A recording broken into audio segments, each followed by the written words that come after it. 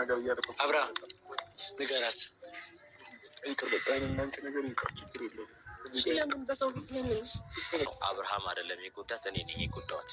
ምክንያቱም ከአብርሃም ጋር ኦ ማይ ጋሽ ኦ ማይ ጋሽ ኦ ማይ ጋሽ ኦ ማይ ጋሽ አቤላ እንግዲህ እኔ ነኝ የጎዳኋት፣ አብርሃም አይደለም የጎዳት። ምክንያቱም ከአብርሃም ጋር አምጥቼ በማስተዋወቅ እኮ ባለትዳር ወንድ ላይ አምጥተህ ልጥፍ ስላደረግካት፣ እሷን ባለትዳር ሆነ አምጥተህ ስለለጠፍካት፣ እውነት እኔ ማለት ነው ጋይስ እድሜን ረጅም ያደርገው። ለምን በሉ እውነት ስለማወራ እውነት ስለምናገር ማለት ነው።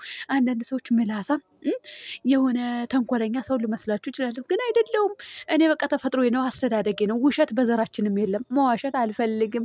ሰላም ሰላም ቤተሰብ እንዴት ናችሁልኝ? ደህና ናችሁ? ላይክ ሸር ሰብስክራይብ እያደርጋችሁ እስከ መጨረሻ ተከታተሉኝ። አብርሃምና ዳኒ ሄርሜላ እንግዲህ በዳኒ ቤት ብቅ አሉ። እሱ ምን ተባባሉ? አብርሃም ንገራት እያለው ነበረ። እናንተ አንተና ሄር ማነው ስሙ ዳኒ ማለት ነው። አንድ የዳኒ ስራ ተንኮል እየመሰለኝ ነው፣ አላቅምና ንገራት እንግዲህ አብርሃምን አስፈራርቶ ወይም ደግሞ አግቶ የያዘው ነው የሚመስለው። ጋይ ሰውነቴ ነው የምላችሁ። በደንብ ተመልከቱት። በደንብ ተመልከቱት። እውነት እንቅጭን እናውራ ከተባለ ማለት ነው አብርሃምን ለአብርሃም ማለት ነው ዳኒ አስገድዶ እንደያዘው ነው የሚመስለው። ለምንድን ነው እንደዛ አንገቱን የሚደፋው? ለምንድን ነው የሚቅለሰለሰው? አላቅም፣ እውነት አላቅም። እና እየተቅለሰለሰ በቃ ሄርሚ ከዚህ በኋላ የኔና ያንቺ ነገር ይብቃ።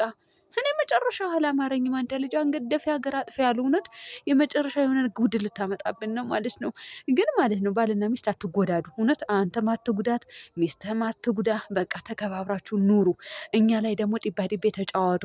እድሜያችሁ ረጅም ያደርገው፣ እኛም እድሜያችን ረጅም ያደርገውና የእናንተ መጨረሻ ለማየት ያብቃን። አለቀ። ይሄ ነው የምመኘው እኔ የእናንተ መጨረሻ እንዳይ ማለት ነው።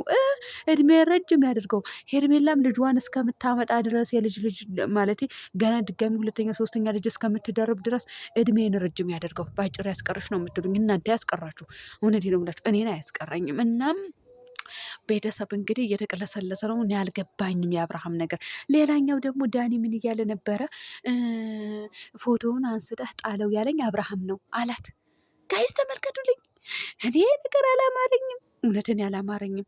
አብርሃም እንደዛ ብሎ እኔ ወድጄ አይደለም የምኖረው አላለም አብርሃም። ቱ እንትና ደግሞ ማነው ስሙ ማነው? አቤል አምጦልኝና አብርሃምና ሩታ አብረው አይደለም የሚኖሩት። እውነት ግን ነው እንዴ? እስኪ ወላ ይበል። እኛ በግ እንመስልሃለን እንጂ በጎቹን ሸውዱ። በጎቹን መሸወድ ትችላላችሁ፣ እኛን ግን አትሸውዱ። እኛ ፍየሎች ነን። በጎቹ አሉ እየሄዱ የሚሉ ጾም አያውቁ ሃይማኖት አልባዎች ናቸው። ስድባቸው መከራ። እኛን እንድንጾም ራሱ ከልክለውናል። እየመጡ በኮሜንት ይሰድቡናል። እውነቴ ነው የምላችሁ ሙስሊሞቹ አድቡ፣ እውነት አድቡ እንዴ! ተከባብረን እንኖር ማለት ጾማችን አይፈቅድም ስድብ። እኔ ከእናንተ ጋር ስሳደብ ልኖር እንዴ?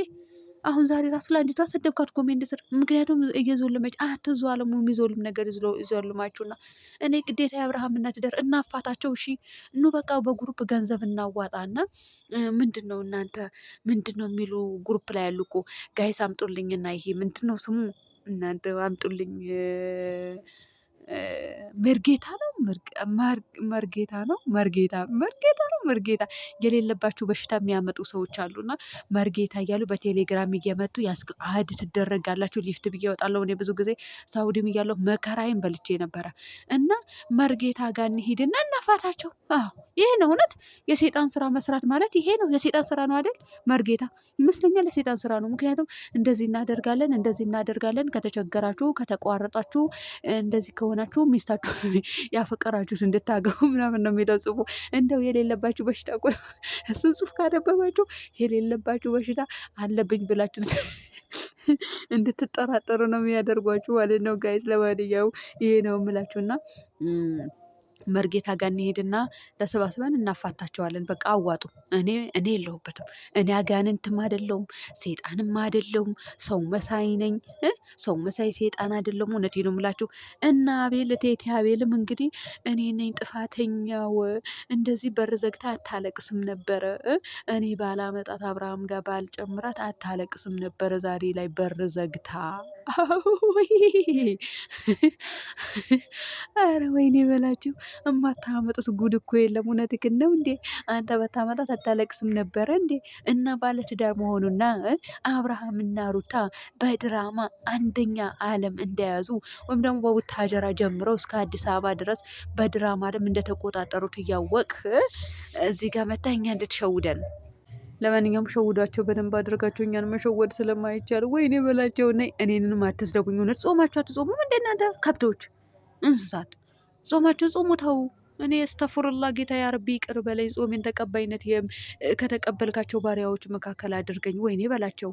እናንተ ምንጉድ ናችሁ? ምንጉድ ናችሁ? እውነት ስትጾሙ ማለት ነው እንዴ? ለሰይጣን ነው እንደምትጾሙት? ማለት ሰይጣንን አስወግዳችሁ እንትናችሁ ማንነታችሁ ወደ ፈጣሪያችሁ መልሳችሁ ነው የምትጾሙት። እናንተ ግን ለአጋንንት ለሰይጣን ነው መሰለኝ የምትጾሙት። ትሳደባላችሁ፣ ከዛ እኛንም እንድንሳደብ ታደርጉናላችሁ። ሰይጣን እኮ ታስሯል። የታስረው ሰይጣን ወደ እናንተ መጥቶ ነው እንዴ? በረመዳን በጾም ሰዓት ላይ በረመዳን ላይ ሰይጣን ይታሰራል። ታውቂያለሽ። ሙስሊሞች ደግሞ እሺ፣ እናንተ ጋር ምንድን ነው አጋንንት የተሰፈነው? ወይስ እናንተ ጋር ተልከው ነው? የሳቱ ሴጣኖችማ ሲታሰሩ የተለቀቁ ሴጣኖችማ አሉ። እውነቴ ነው የምላችሁ። ለማንኛውም ይመቻችሁ፣ ተሳደቡ። እኔ ግን ከዚህ በኋላ ላልሳደብ ለራሴ ቃል እገባለሁ። እውነቴ ነው የምላችሁ። እኔ ጾሜን ለጾምበት እውነት እንዴ ምንድን ነው ምን ሩታ ባልዋ ወሰደች፣ ደግ አደረገች። የኔ ጀግና ጎበዝ፣ ቆፍጠን ውሰጂ ባልሽን። አብርሃም ማንተም አትቅለስለስ፣ ሚስትህን ውሰድ። ሚስትህ ጋር ቆፍጠን ጀነን ብለህ ኑር እንዴ። አሁን እኮ እኔ ለሚሰድቡኝ ጥማተኞች፣ የወንድ ጥማተኞች ናቸው። እኔ ጋር መጥተው የሚሳደቡት የወንድ ጥማተኛ። እናንተ ወንድ የለም እንዴ? እሰጣችኋለሁ። እኔ ምን ችግር አለው? በካሽ ነው የምሰጣችሁ። አቤል አለ፣ ብሩክ አለ፣ እነክያ አሉ።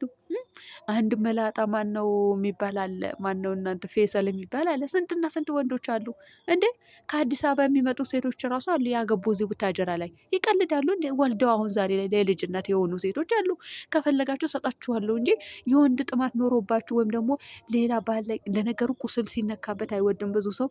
ያው ቁስለኛው ማለት ባለትዳር ወንድ ላይ የተንጠለጠሉ ሴቶች ናቸው ቁስለኛ የሚሆኑት። አሁን ሄርሜላ ስንነካ እነሱ ደግሞ ሌላ ወንድ ላይ የተንጠለጠሉ ካሉ ያማቸዋል። እውነት እኔም እንዴት ብለው ያንገሸግሻቸዋል። ሂድ ያላገባ አግቡ። አዎ ያላገባ ገና ያላገባ ወጣት እንደናንተ ወጣት የሆነ ያማረ ህይወት ይስጣችሁ፣ ያማረ ትዳር ይስጣችሁ፣ ያማረ ልጆች የልጅ ልጅ እዩ ለማየት ያብቃችሁ። ከኔ ጭንቅላት ውረዱ። ህይወታችሁ ያሳምርላችሁ፣ ያጣፍጥላችሁ። ሌላ ወንድ ላይ ተንጠልጥላችሁ ከሆነ አውርዶ ይፈጥፍጣችሁ። እንደ ሩታ በሩታ አይነት ህይወት ጥልቅ ብላችሁ ገብታችሁ እንደ ሄርሜላ የሌላኛው ሰው ህይወት በጠብጣለሁ ስትሉ ህይወታችሁ ይበጥበጥ። እኔ እየረገምኳቸው አይደለም። ለማንኛውም ሁላችሁ ያማረ ህይወት፣ ያማረ ትዳር፣ ያማረ ሳሊህ የሆኑ ልጆች ይወፍቃችሁ። እውነቴን ነው የምላችሁ። ከስድብ ጽዱ። በስደት ለማውጣት ደግሞ ጾም እየጾማችሁ ዱዓ አድርጉ። ኮሜንት መሳደብ ሳይሆን በነገራችን ላይ ልክ መግሪብ አካባቢ ሊደርስ ሲል ዱዓ በደንብ አድርጉ። እሺ ተቀባይነት አለው ማለት ነው። በዛ ሰዓት ሙስተጃብ ነው የሚሆነው። ስለዚህ ዱዓ አድርጉ እንጂ አትበሉ ኮሜንት ስር እኝክ እና ቤተሰብ ሰላም ሁኑልኝ በያላችሁበት።